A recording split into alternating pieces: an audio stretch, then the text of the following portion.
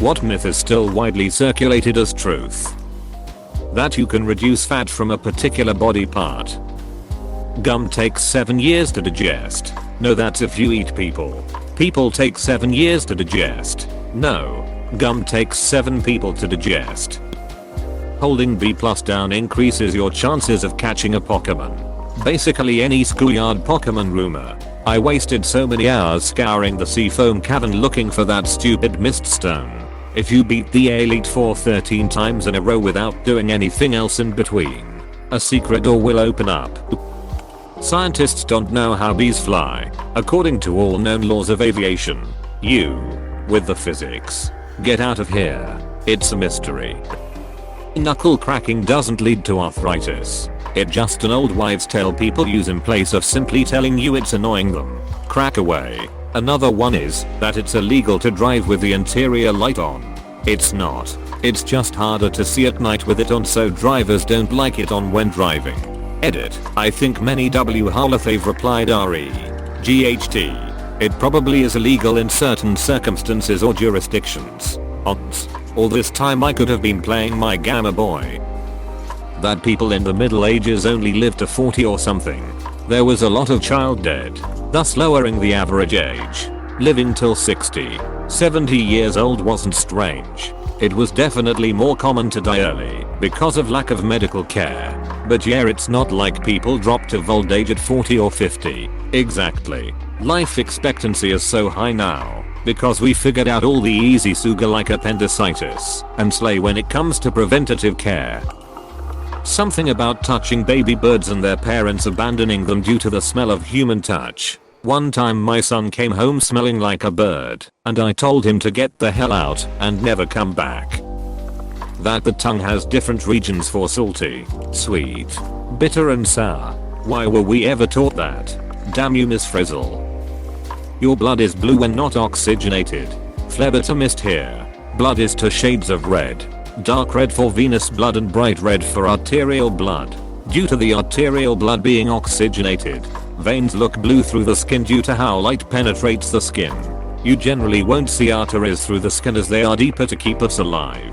They are under more pressure due to being pumped by the heart to provide oxygen-rich blood to the body. If you cut one, femoral, brachial, carotid, you can bleed to death in minutes. That's why our bodies keep them protected. In all my years doing this job I have only seen one variation of color, and that was orange blood due to an active hepatitis C infection. Serum on the other hand can be green, milky or fluoro yellow. Edit. Thank you beautiful people for the questions and the lovely gesture of the Reddit awards. I'm happy to answer any more questions or offer advice on how to handle the anxiety of needle phobia and vasovagal response to blood collections. If I could ask anything of you, it would be, please donate blood and be kind to one another.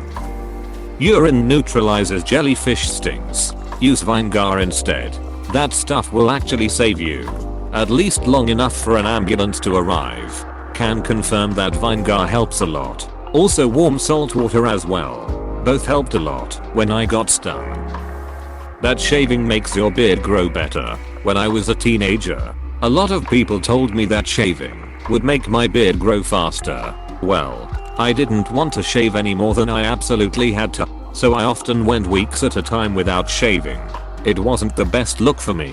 The idea was that a teenager who'd keep patchy growth on would really want good facial hair. So the whole shave it to make it more prominent was just a clever way for adults to convince teenagers to keep that dirt stash off. A lot of people still believe a woman sued McDonald's because her coffee was hot. In reality, the woman had 3rd-degree burns throughout her pelvic area and only asked that her medical bills be paid.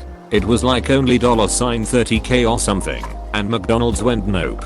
Here is like $200 bucks. So she sued.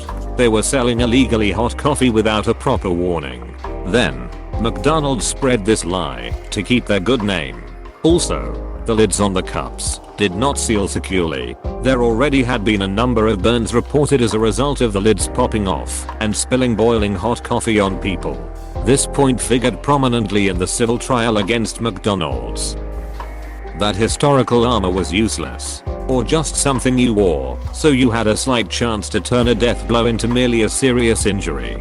Shows and movies still perpetuate this. Game of Thrones has acclaimed sword fights where guys casually shove swords through dudes in plate armor. Impossible. Metal is not cardboard.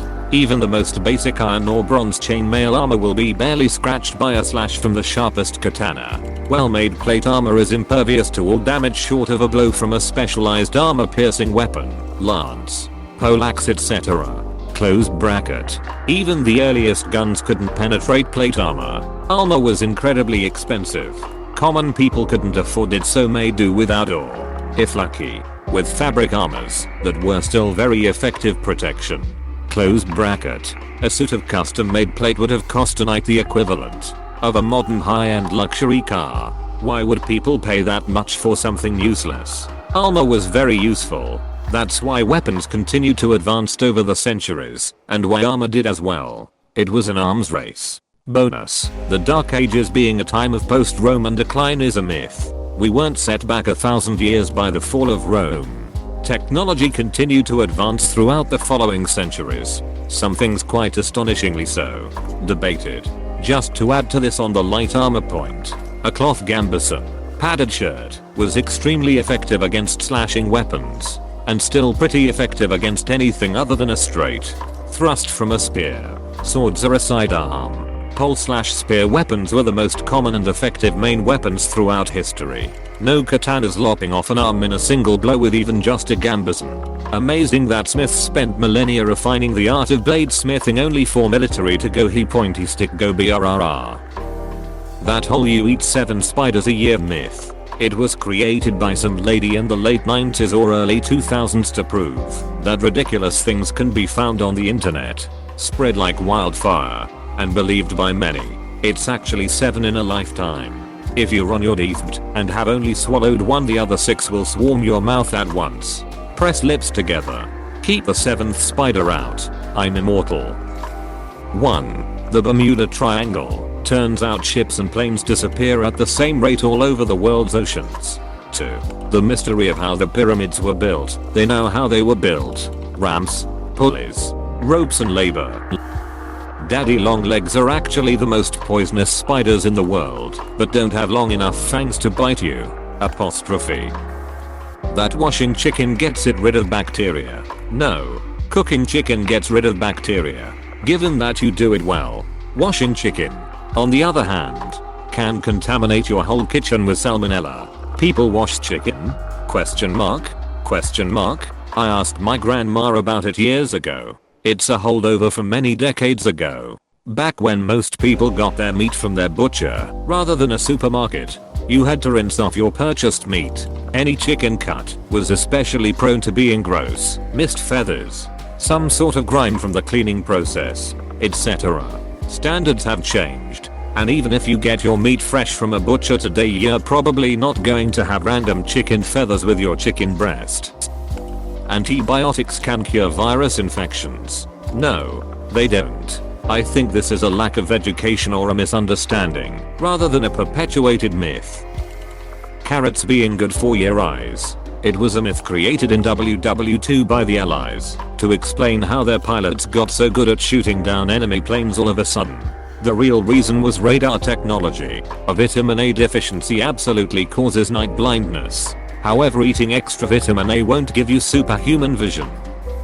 Vaccines cause autism. I don't even hear that much anymore. It has just evolved into, I'm not taking a vaccine, it's not natural. In a fucking pandemic, no less. Their fear stems from a doctor that made up a bullshit report that wasn't peer studied and was paid for by a special interest group. He had his medical license revoked. This one hit me personally and drives me absolutely crazy. It was a study conducted on only 6 kids. His financial motivation was that he wanted to discredit the vaccine to be able to sell more of his self-produced vaccine. Also, he charged the parents of those kids a fortune. That the seeds are the spiciest part of a hot pepper. The seeds are the only part of a pepper that isn't spicy. The white stuff near the seeds though. Spice maximum. That soap destroys cast iron skillets. Soap used to have linnet, which was used to break down human bodies and bones into dust. Now some mild Dawn dish soap won't do damage to a pan unless it soaks for a long time. Even lye soap won't destroy a cast iron skillet. Those things seem pretty darn close to indestructible. You just might need to reseason your skillet, which is a good thing to do occasionally anyways. That colds are caused by lower temperatures. The cold is a virus that transmits between people. Actually, we are more prone to be infected in low humidity due to protective mucus in our airways not working as good as in high humidity and cold weather, lower humidity. So while colds are not caused by low temperatures, they are more effective in lower temperatures, and you're more likely to be in an enclosed space for long periods when it's cold out, giving more chance for infection. You have to wait 30 minutes to swim after eating. I think that's only to make sure kids don't throw up in the pool, since their food will be a bit digested by then. Around age 16. I also concluded that this was to prevent children from vomiting in the pool. The myth: you can tell if a snake is venomous or not by the shape of its pupil. Slit for venomous, round for non-venomous.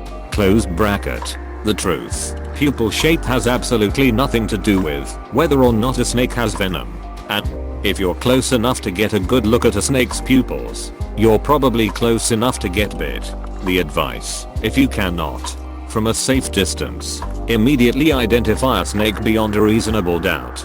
Assume it's dangerous and behave accordingly. Keep your distance. Stay out of its direct path. And keep your eyes on it until one or the other of you leaves the area. Please click subscribe if you enjoyed this video.